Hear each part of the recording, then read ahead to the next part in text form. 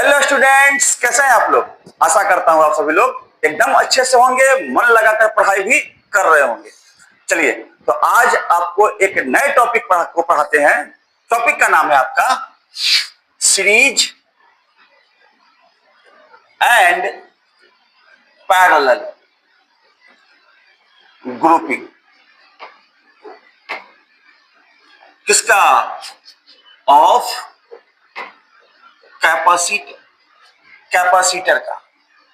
Capacitor का series and parallel grouping.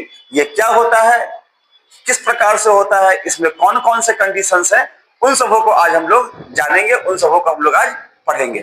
तो तैयार है आप लोग? लेकिन उसके पहले यदि चैनल पे नए हैं तो पहले इसको सब्सक्राइब कर लीजिए, बेल आइकन को दबा दीजिए ताकि कोई भी नया वीडियो आए तो उसका नोटिफिकेशन सबसे पहले आपके पास पहुंचे।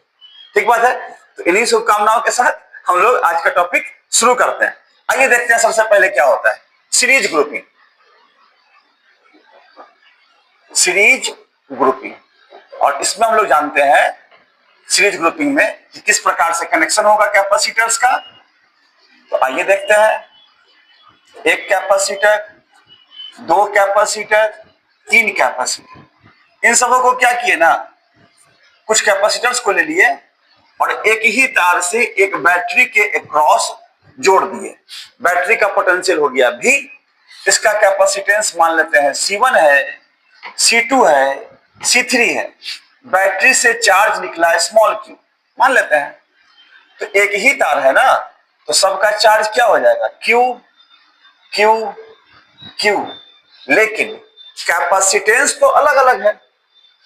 कैपेसिटेंस अगर अलग अलग है तो कैपेसिटेंस अलग होने की वजह से सबका पोटेंशियल हो जाएगा V1 V2 and V3।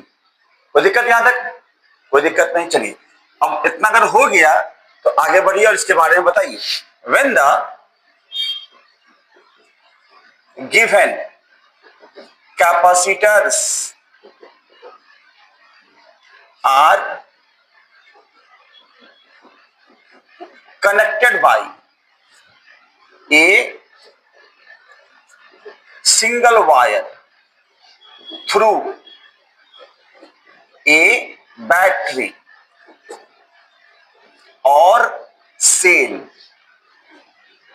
then the grouping of capacitors is called series grouping. तो वैसे ग्रुपिंग को हम लोग क्या बोलते हैं? सीरीज ग्रुपिंग बोलते हैं। अच्छी बात है। इन अदर वर्ड्स इसको दूसरे तरीके से भी डिफाइन कर सकते हैं। कैसे? आइए दिखाते हैं। अदर वर्ड्स में हम लोग लेते हैं, पॉजिटिव टर्मिनल है तो इस पर कौन सा चार्ज होगा? Plus plus. इस पर कौन सा होगा? Minus minus. इस पर प्लस प्लस, इस पर माइनस माइनस। इस पर प्लस प्लस, इस पर माइनस माइनस। तो हम लोग क्या पाते हैं ना कि अल्टरनेट प्लेट्स, एक होता है similar plate minus minus plus plus, एक होता है सिमिलर प्लेट और दूसरा होता है अल्टरनेट प्लेट प्लस माइनस। समझ में ना बात? तो अल्टरनेट प्लेट को क्या करना है ना, एक साथ जोड़ना है। तो लिखेंगे in other words, when the alternate plates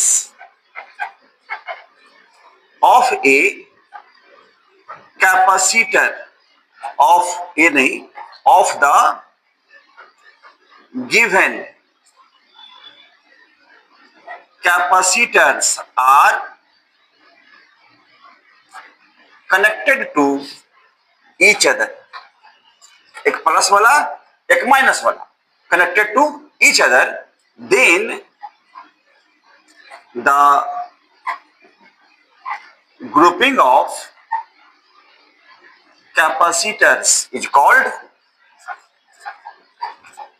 कौन सा ग्रुपिंग? सब सीरीज ग्रुपिंग। Very good. तो अल्टरनेट प्लेट जुटा हुआ है, एक प्लस एक माइनस, तो ऐसे ग्रुपिंग को हम लोग क्या बोलेंगे? ऐसे ग्रुपिंग को हम लोग सीरीज ग्रुपिंग बोलेंगे। समझ में आ रहा बात? ऐसे ग्रुपिंग को हम लोग सीरीज ग्रुपिंग बोलेंगे। अच्छी बात है। एक ही तार से जुड़ा हुआ है तब क्या बोलेंगे? सीरीज ग्रुपिंग बोलेंगे। चलिए, अब इसमें होता क्या सब है, आइए इसको समझते हैं। इन दिस ग्रुपिंग, इस ग्रुपिंग में सबसे पहला बात तो यह है, the charge across each capacitor is same। Charge प्रत्येक कैपेसिटर कितना है? सेम है। कितना है? बैटरी से निकलने वाले चार्ज के बराबर। तो लिखेंगे the charge across each capacitor is same and equal to charge supplied by battery और सेल या बैटरी जितना चार्ज सप्लाई करता है, सेल या बैटरी जितना चार्ज सप्लाई करता है, प्रत्येक कैपेसिटर का चार्ज भी उतना ही रहता है। Got it? चलिए, इसके अलावा और भी कुछ पॉइंट्स हैं, जैसे दूसरा कर देते हैं ना, एक के बाद दो इधर लिखते हैं। दूसरा में the potential difference, the potential difference across each capacitor is different and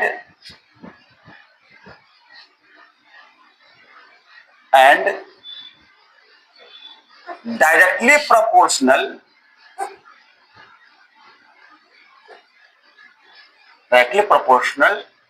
to the capacitance। किसके प्रोपोर्शनल होगा? कैपेसिटेंस के। दैट इज, पोटेंशियल जो होगा वो कैपेसिटेंस के प्रोपोर्शनल होगा। जिसका कैपेसिटेंस ज्यादा उसका पोटेंशियल भी ज्यादा, जिसका कैपेसिटेंस ज्यादा उसका पोटेंशियल भी ज्यादा होगा। कोई दिक्कत नहीं, समझ में आ रहा है बात? चलिए, तो इस ग्रुपिंग में चार्ज का वैल्यू सेम हो गया, पोटेंशियल का वैल्यू अलग अलग हो गया, और किसके बराबर हो गया? किसके समानुपाती हो गया? प्रोपोर्शनल किसके हो गया? कैपेसिटेंस के। कैपेसिटेंस का वैल्यू बदलेगा तो पोटेंशियल का वैल्यू भी चेंज होगा। मतलब कैपेसिटेंस जहां पर का ज्यादा है वहां का पोटेंशियल भी ज्यादा होगा। इसके अलावा तीसरा पॉइंट है, और ये इंपॉर्टेंट भी है, एग्जाम में पूछता है, द इक्विवेलेंट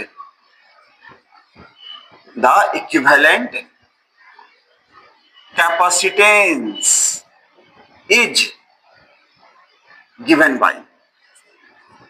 इक्विवेलेंट कैपेसिटेंस कैसे निकालेंगे? बड़ा ही आसान है, आइए देख लेते हैं।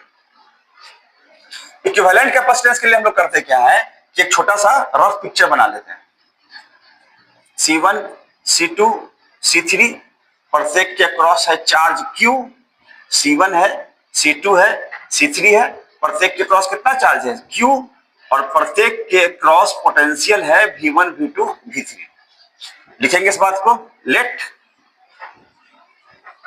3 capacitors C1, C2 and C3 are connected in series। ये किसमें कनेक्टेड है? सीरीज में। If Q is the charge across them and V1, V2 and V3 are potential across them respectively, then, ये देम है। तो मान लिए कि 3 कैपेसिटर है C1, C2, C3, किसमें गुजरा हुआ है भाई? Connected in series. यदि इसके बीच का चार्ज Q हो, पोटेंशियल V1, V2 और V3 हो, तब इधर से मिटा देते हैं।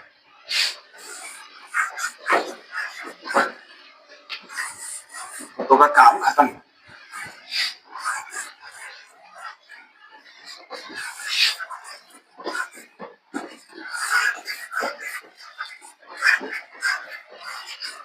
तब V नेट बराबर क्या लिखेंगे?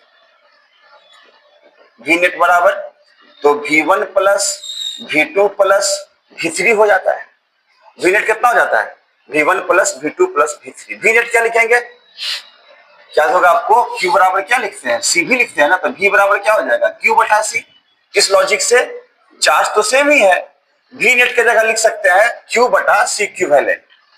V1 के जगह पर Q बाई C1, V2 के जगह पर Q बाई C2, V3 के जगह पर Q बाई C3 लिखेंगे ऐसा।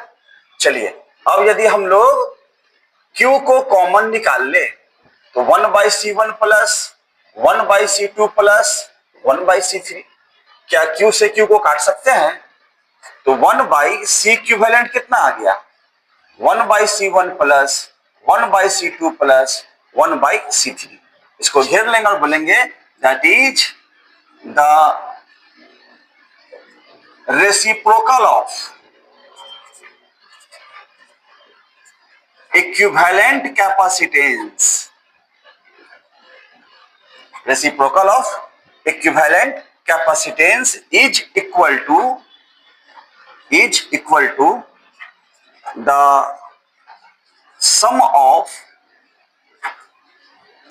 reciprocal of given कैपेसिटेंसेस कर देते हैं क्योंकि बहुत सारा है ना। तो इक्विवेलेंट कैपेसिटेंस का उल्टा है ना, 1 बटा में है, तो इक्विवेलेंट कैपेसिटेंस का उल्टा दिए गए कैपेसिटेंस के उल्टे के जोड़ के बराबर है। उल्टा उल्टे के जोड़ के बराबर है, इसको ध्यान रखेंगे।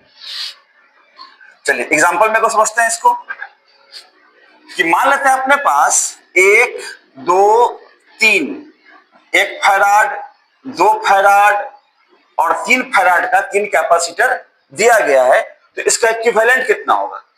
ठीक है, इसका इक्विवेलेंट कितना होगा तो यहां लिखना पड़ेगा उलट के 1 बटा C इक्विवेलेंट क्या होगा? 1 फैराड तो 1 बटा C1, 1 बटा C2, 1 बटा C3।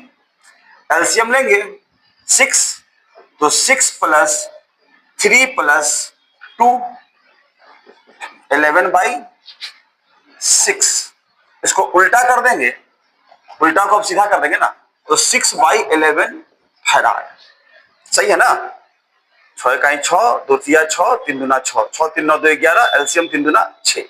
सही है, तो आप देख सकते हैं इसका वैल्यू कितना होगा? 0.5 समथिंग, 0.5 के आसपास।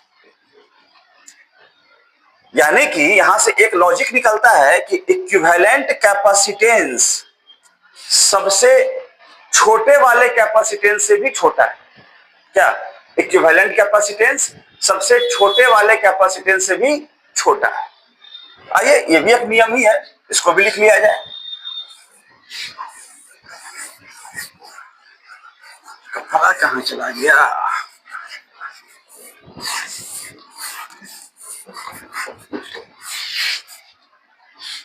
तो अगला पॉइंट आपका हो जाएगा 4 नंबर में, द शॉर्ट में लिखते हैं the equivalent capacitance is smaller than the smallest given capacitance.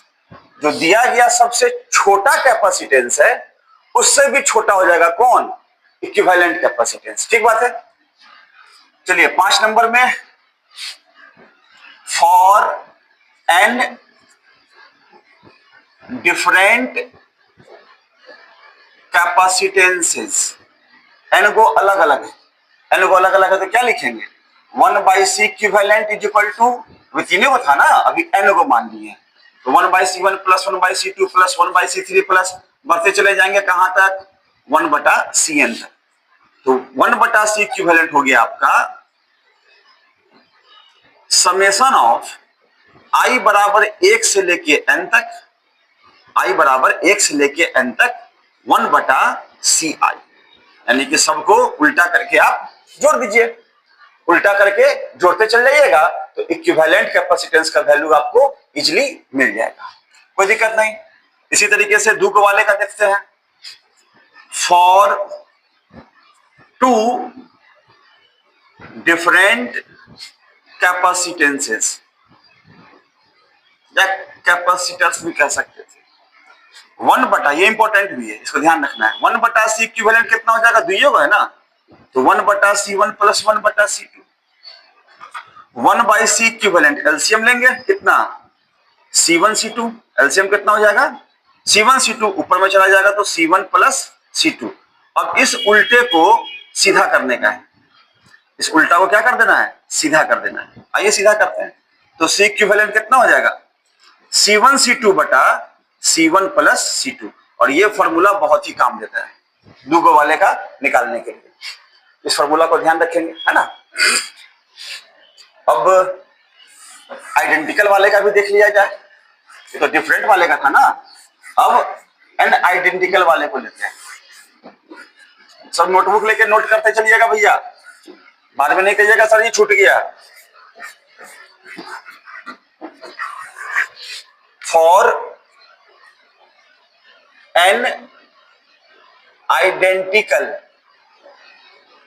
Capacitors या कैपेसिटेंसेस, अलग लैंग्वेज कर दिया, तो 1/C इक्विवेलेंट कितना हो जाएगा, 1/C1, सॉरी C1 नहीं C होगा ना, आइडेंटिकल लिए हैं तो 1/C प्लस 1/C कहां तक जाएंगे सर, n गो है तो n टाइम्स तक जाएंगे, 1/C इक्विवेलेंट कितना हो जाएगा, n/C, इसको सीधा कर देंगे तो C इक्विवेलेंट कितना आ गया, C/n। ये छठा पॉइंट होगा, 6 नंबर। 7 पे आते हैं, for 2 identical capacitors 1/C equivalent क्या हो जाएगा सर, दुइयों को तो लेना है, 1/C प्लस 1/C, तो 2/C, इस उल्टा को सीधा कर देंगे तो कितना आ जाएगा, C/2। तो दो आइडेंटिकल के लिए C/2, तीनों आइडेंटिकल के लिए C/3, चारों के लिए C/4, n गो के लिए C/n आया ना, n कैपेसिटर के लिए C/n। चलिए आगे बढ़ जाए हम लोग, तो n आइडेंटिकल के बाद हम लोग आगे बढ़ते हैं, तो सर्किट वाले में देखते हैं, है ना।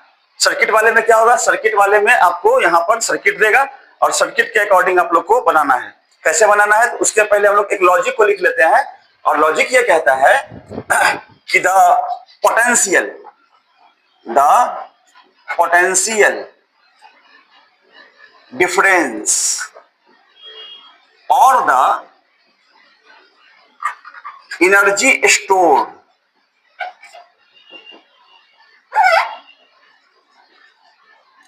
across the capacitor is directly proportional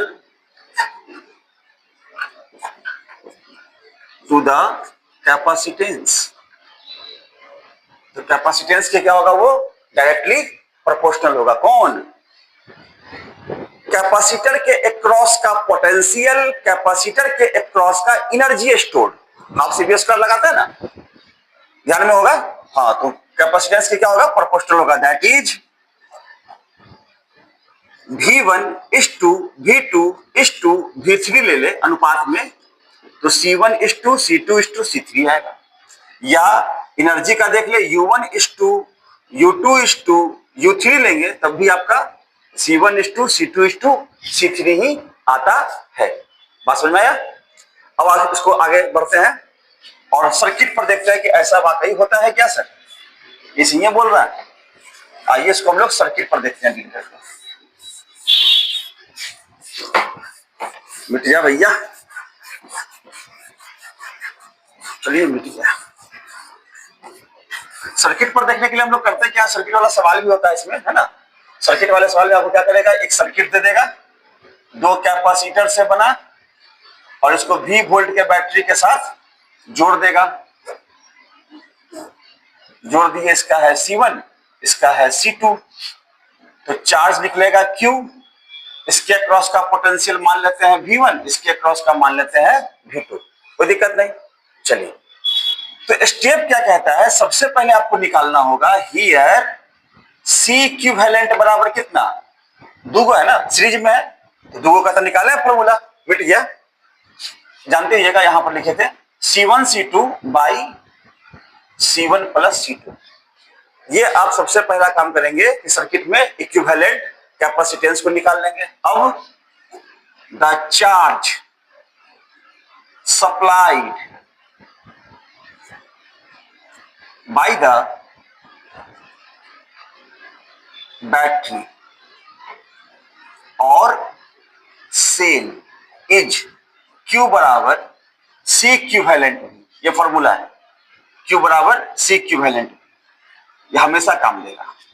तो चार्ज बैटरी कितना देगा, C इक्विवेलेंट का वैल्यू पता है, C1C2 बटा C1 plus C2 into V। Now V1 क्या लिखेंगे सर, Q बटा C1 लिखे भी थे। चार्ज तो सबका सेम ही रहेगा ना, Q और पोटेंशियल उसका कैपेसिटेंस हो गया C1। चलिए वैल्यू डाल दीजिए। तो V1 का वैल्यू आ गया आपका, Q का वैल्यू लिखेंगे, Q का वैल्यू लिखेंगे C1C2 by C1 plus C2 into V। एक C1 पहले से है, तो एक C1 से एक C1 क्या होता है ना, कट जाता है। तो V1 आ गया आपका C2V by C1 plus C2। ये पहले कैपेसिटर के क्रॉस का पोटेंशियल आ गया। सिमिलरली V2 क्या हो जाएगा, V2 हो जाएगा Q बटा C2।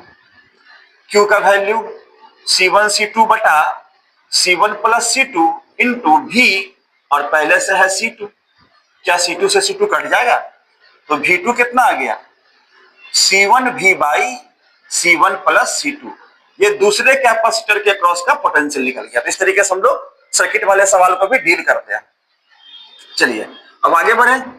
नाउ अनुपात को चेक करना है ना, तो V1 बाई V2 करते हैं। तो V1 का value C2V by C1 plus C2 और V2 का value C1V by C1 plus C2। तो बाई में C1 प्लस C2 से कट गया, V से V भी कटिए जाएगा। तो V1 बटा V2 कितना आ गया, C2 बटा C1। एज ए फॉर्मूला पे इसको यूज कर सकते हैं। क्रॉस मल्टीप्लाई कर देंगे तो V1 C1 बराबर V2 C2 भी कह सकते हैं। यहां से पता क्या चला कि V प्रोपोर्शनल टू C है भाई। यही बात आपको बोल रहे हैं, V प्रोपोर्शनल टू C होता है, पहले भी कहे थे। तो ये था आपका सर्किट वाला सवाल कि किस तरीके से हम लोग सर्किट वाले क्वेश्चंस को डील करते हैं। ठीक है, सर्किट वाले सवाल को डील कर सकते हैं इस तरीके से। वर्किंग रूल है, आप इक्विवेलेंट निकालिए, बैटरी के द्वारा निकाले गए चार्ज को देख लीजिए, फिर जो भी निकालना हो, V1 निकालना हो, V2 निकालना हो, दोनों का अनुपात निकालना हो, दोनों के बीच का एनर्जी स्टोर निकालना हो, तो आप उसको आसानी से निकाल सकते हैं। Got it? चलिए अब किसकी बारी?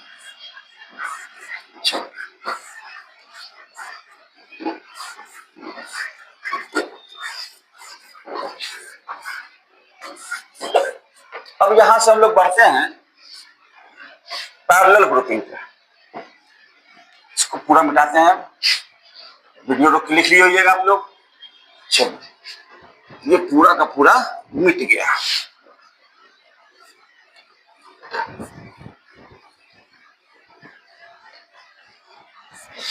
अब हम लोग सीखते हैं पैरेलल ग्रुपिंग।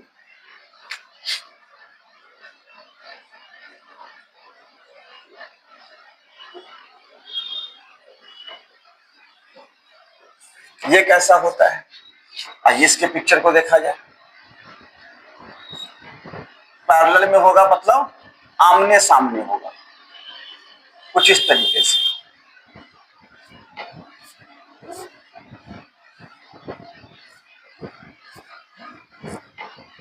और इस दो पॉइंट को हम लोग एक बैटरी या सेल के माध्यम से जोड़ देते हैं। V वोल्ट का पोटेंशियल का बैटरी, 3 कैपेसिटर है, C1 C2 C3 है। Q चार्ज निकलेगा, अच्छी बात है। तो चार्ज अलग अलग हो गया, Q1 हो गया, Q2 हो गया, Q3 हो गया। एक ही जंक्शन पे Q आया और 3 तार में बट गया, सब यहां पे जुड़ जाएगा और फाइनली Q बैटरी में समा जाएगा।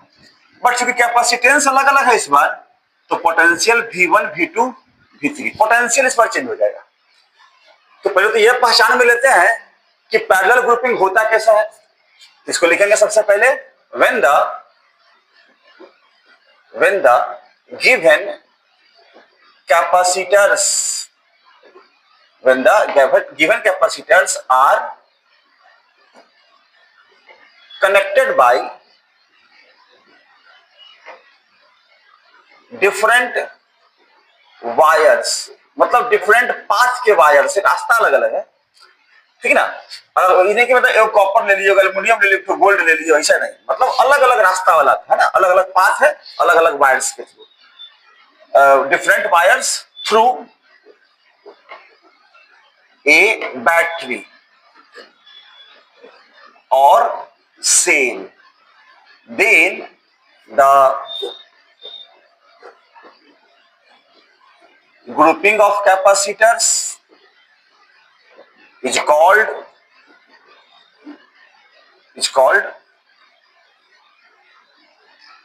Parallel grouping. तो वैसे ग्रुपिंग को हम लोग क्या बोलते हैं, पैरेलल ग्रुपिंग बोलते हैं। किसको बोलते हैं, जब अलग अलग जुड़ा हुआ, अलग अलग वायर से जुड़ा हुआ, एक ही बैटरी है लेकिन उस बैटरी के टर्मिनल से अलग अलग जुड़ा हुआ है। इन अदर वर्ड्स, अलग शब्दों में कह सकते हैं, दूसरे शब्दों में क्या कह सकते हैं भाई, ये तो प्लस से जुड़ा हुआ है, सारा का सारा क्या होगा, plus plus plus plus plus plus, और इसमें माइनस माइनस। तो दूसरे शब्दों में कह सकते हैं, when the similar plates of given capacitors are connected at two different points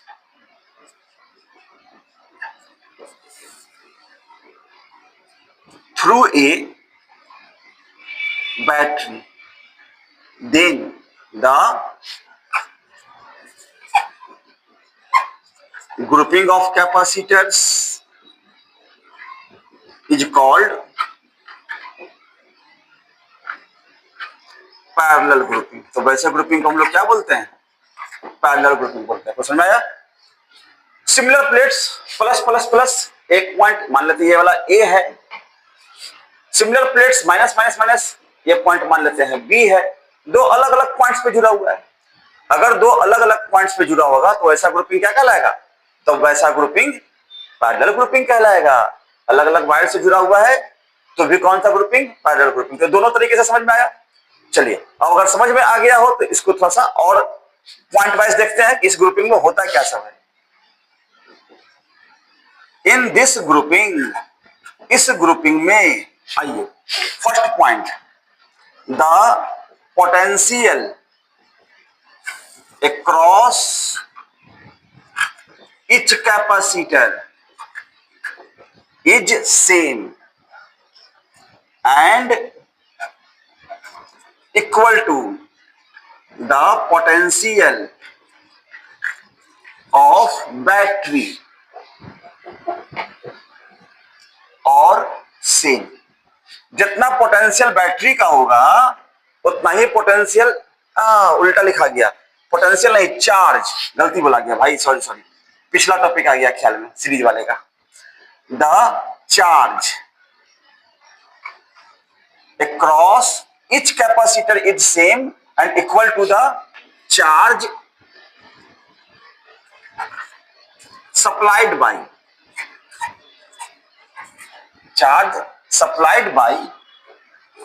battery और सेल। तो जितना चार्ज, देखिए गलती हो गया ना, पहले ही सही लिखे हुए थे,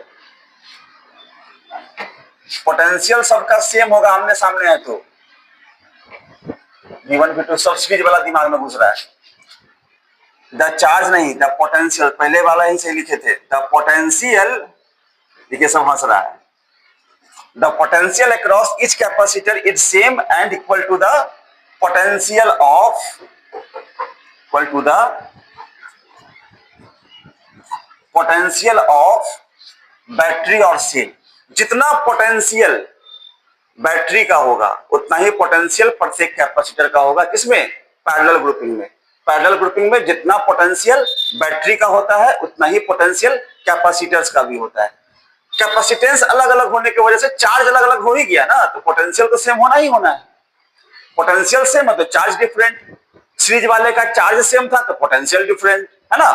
तो सीरीज वाला दिमाग में आ गया था, इसके लिए माफ कर दीजिएगा आप लोग, है ना। चलिए आगे बढ़ते हैं हम लोग। तो पोटेंशियल हो गया सबका सेम, किसके बराबर, बैटरी के बराबर। दूसरा पॉइंट हो गया the charge across each capacitor, the charge across each capacitor is different and proportional to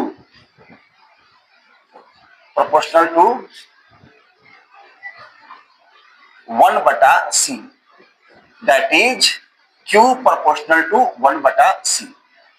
तो चार्ज जो होगा वो कैपेसिटेंस के उल्टा के प्रोपोर्शनल, ऐसे कह सकते हैं inversely proportional to. Charge across each capacitor क्या होगा, डिफरेंट होगा, और प्रोपोर्शनल टू 1/c कहिए, या कहिएगा inversely proportional to the capacitance. ठीक है, तो जो लैंग्वेज आप इस्तेमाल कर लीजिए, तो 1/c हो जाता है। तीसरा पॉइंट इसका जो सबसे इंपॉर्टेंट है, the equivalent capacitance is given by. Equivalent capacitance कैसे निकालेंगे, आइए उसको देखा जाए। तो पहले तो आपको एक रफ फिगर लेना पड़ेगा पैरेलल ग्रुपिंग का।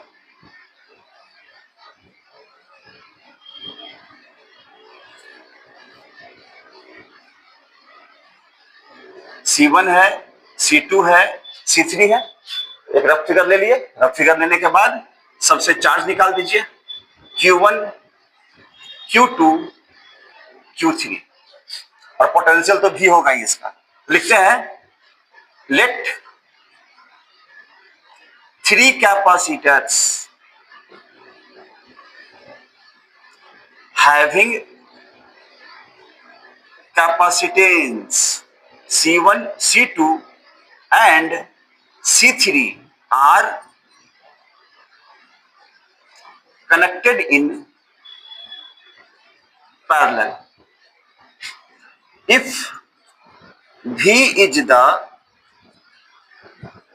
potential across them, सबके बीच का पोटेंशियल V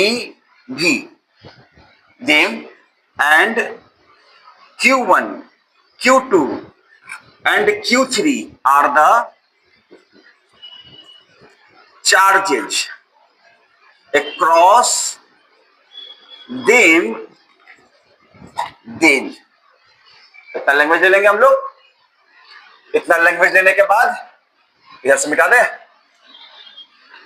इसका तो काम खत्म हो गया। इसका पॉइंट सब तो लिख लिए दूगो। ये चार्ज सबका अलग अलग होता है, देख लो भाई, फिर से बता रहा है, चार्ज सबका अलग अलग होगा, पोटेंशियल सबका सेम होगा। किसमें, पैरेलल ग्रुपिंग में। ये इस्तेमाल में आएगा ये लैंग्वेज कई बार, और ऑब्जेक्टिव में भी पूछा हुआ है। In parallel grouping which quantity is same, charge, potential, both, none, इसमें टिक लगाएगा पोटेंशियल वाले। देन तो फाइनली तो बैटरी से Q चार्ज निकला, तो Q बराबर क्या लिखेंगे, स्मॉल क्यू लेते हैं ना भाई, स्मॉल Q बराबर क्या लिखेंगे, Q1 plus Q2 plus Q3। Q बराबर क्या होता है, CV, तो Q बराबर लिखेंगे C इक्विवेलेंट भी, C1 भी प्लस C2 भी प्लस C3 भी। क्या V को कॉमन निकाल लें, निकलेगा तो C1 plus C2 plus C3। क्या V से V कट जाएगा, तो C इक्विवेलेंट कितना आ गया, C1 plus C2 plus C3। That is the equivalent capacitance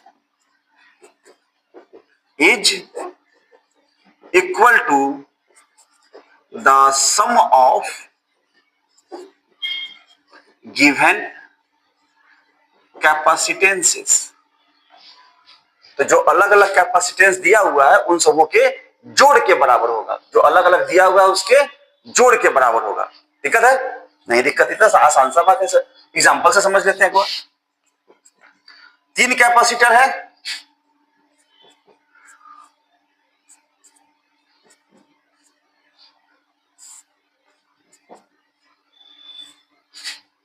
एक फैराड, वही एग्जांपल है, 2 फैराड, 3 फैराड। क्वेश्चन है find the equivalent capacitance. Equivalent capacitance बताइए कैसे निकालेंगे? सीधा सीधी जोड़ के। सी इक्विवेलेंट कितना हो जाएगा? 1 + 2 + 3 बोले तो 6 फैराड आंसर। इसमें सिंपल तरीके से जोड़ते हैं। इसमें कैसे जोड़ते हैं? इसमें बिल्कुल सिंपल तरीके से जोड़ते हैं। समझ में आ रहा है बात? चलिए, सिंपल तरीके से जुड़ा गया। तो यहां से एक बात और पता चला कि जो इक्विवेलेंट कैपेसिटेंस है 6 फैराड, वो दिए गए सबसे बड़े कैपेसिटर से भी बड़ा है। इस बात को पॉइंट वाइज हम लोग नोट कर सकते हैं 4 नंबर में। The equivalent capacitance is greater than the greatest given capacitance. जो सबसे बड़ा कैपेसिटेंस होगा उससे भी बड़ा होगा। कौन? Equivalent capacitance. किसमें? Parallel grouping. पैरेलल ग्रुपिंग में जो सबसे बड़ा है, कौन है सबसे बड़ा? 3 फैराड। और इक्विवेलेंट कितना आया? 6 फैराड। तो 6 तो 3 से काफी ज्यादा है ना? सीरीज वाले में छोटे वाले से भी छोटा होता है। सीरीज वाले में छोटे वाले से भी छोटा होता है, लेकिन पैरेलल ग्रुपिंग में बड़े वाले से भी बड़ा होता है। चलिए, ध्यान रहेगा ये सब बात। इसलिए तो पॉइंट वाइज लिखने के ध्यान में आया भाई, है ना? ये कि भूल जाना, सब भूल जाएगा तो क्या, पढ़ल बेकार हो गया। तो भूलना किसी को नहीं है, ठीक ना? चलिए, जब भूलना नहीं है तो याद क्या रखना है? कुछ और बातों को याद रखना है। जैसे 4 के बाद 5 नंबर पॉइंट में आते हैं, for N different capacitors. N वो अलग अलग है, तो सीधा सीधी ना जुड़ जाएगा इसमें। C1 + C2 + C3 + बढ़ते चल जाएंगे कहां तक? Cn तक। चलिए, फॉर 2 डिफरेंट कैपेसिटर्स, 2 को अलग अलग है, तो C इक्विवेलेंट कितना हो जाएगा? सिंपली जोड़ दीजिए, C1 + C2। 7 number, for N identical capacitors, C equivalent क्या हो जाएगा? C + C + C + कहां तक? n टाइम्स तक। तो C इक्विवेलेंट लिख सकते हैं NC। अब एक प्रॉपर्टी ध्यान रखिएगा यहां से। अभी जस्ट हम लोग सीखे हैं कि पैरेलल वाले का n आइडेंटिकल के लिए होता है NC, एंड सीरीज वाले में, अभी पिछला आप पीछे करके देख सकते हैं, C/n होता है n आइडेंटिकल के लिए। अब यहां से अगर इस दोनों का हम लोग अनुपात ले लें तो C से C कट जाएगा, n चला जाएगा ऊपर, तो C पैरेलल बटा C सीरीज कितना आ जाएगा? n²। जब फॉर्मूला पे इसको याद रखेंगे, या कह सकते हैं C पैरेलल बराबर n² C सीरीज। अब कहेगा यहां से कि 3 आइडेंटिकल कैपेसिटर्स है, 3 आइडेंटिकल कैपेसिटर्स है, जिसका कैपेसिटेंस दिया हुआ है, जिसका पैरेलल में कैपेसिटेंस दिया हुआ है 9 फैराड। हो सकता है 3 आइडेंटिकल कैपेसिटर्स का पैरेलल में इक्विवेलेंट कितना है? 9 फैराड। और अब उसको सीरीज में जोड़ेंगे तो कितना होगा? जोड़ देंगे, 9 फैराड है पैरेलल वाले में, और आइडेंटिकल का कितना है? 3 है ना, तो 3 का square C series. C series कितना हो जाएगा? 9/9 बोले तो 1 फैराड। कौन कौन आ गया? 3 3 3 3 फैराड का 3 आइडेंटिकल हो गया ना। पैरेलल में जोड़ दिए तो 9 फैराड, सीरीज में जोड़ दिए तो 1 फैराड। तो इस फार्मूला से डायरेक्ट आप पैरेलल को सीरीज में, सीरीज को पैरेलल में कन्वर्ट कर सकते हैं आइडेंटिकल वाले के केस में। ठीक है, चलिए इधर से हटाएं, आइडेंटिकल वाले के केस में कर दिए। अब दूगो वाले का देख लेते हैं।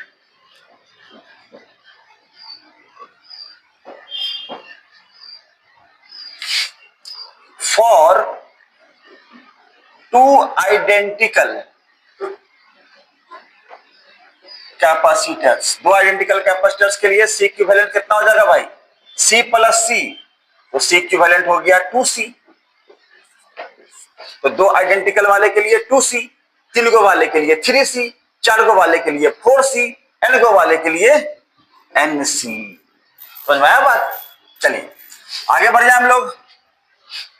ये था 8वां प्रॉपर्टी, हो गया 7 8, लास्ट प्रॉपर्टी है। फिर सर्किट वाले सवाल को देखेंगे। द चार्ज और energy stored in the capacitor is inversely proportional, अब इनवर्सली लिख लीजिए, inversely proportional, inversely proportional to the capacitance. तो चार्ज के लिए बात करें अगर हम लोग Q1 Q2 Q3, ये हो जाएगा 1/C1 1/C2 1/C3। कोई दो का पेयर लेके कर सकते हैं। या एनर्जी की बात करेंगे तो U1 U2 आगे पढ़ेंगे इसको हम लोग। ये भी जो है ना इनवर्सली प्रोपोर्शनल होता है। एनर्जी स्टोर्ड भी यहाँ पे किसमें, पैरेलल ग्रुपिंग वाले में इनवर्सली प्रोपोर्शनल होता है। कैसे, आइए जरा इसको हम लोग समझाते हैं, समझते हैं सर्किट वाले क्वेश्चन से। इधर वाला मिटाते हैं क्योंकि जगह चाहिए उसके लिए। तो मान लेते हैं अपने पास एक सर्किट दिया गया है और इस सर्किट में दो ठो पैरेलल में कैपेसिटर है, C1 एंड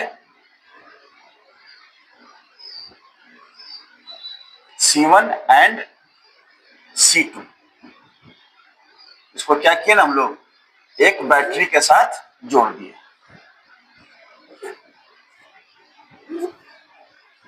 V वोल्ट का बैटरी है, कैपेसिटेंस C1 है, C2 है, Q चार्ज चला, इस ब्रांच में गया Q1 और इस ब्रांच में गया Q2।